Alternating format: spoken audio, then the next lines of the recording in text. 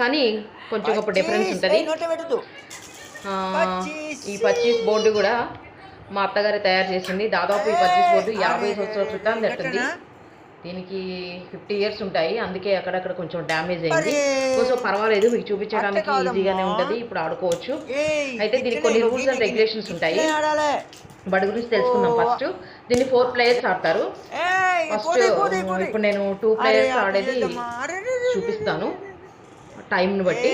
అయితే ఒక్కొక్కరు 8 కాయిన్స్ పెట్టుకుంటారు. ఇక్కడ 2 ప్లేయర్స్ అన్నాను కదా, నా అపోనెంట్ 8 కాయిన్స్, నేను వచ్చేసి 8 కాయిన్స్. అయితే ఇక్కడ వచ్చేసి గవ్వలు 7 తీసుకోవాలి. మామూలుగా మన అష్టాచమ్మకి అయితే మ్యాక్సిమం 4 తీసుకుంటాం.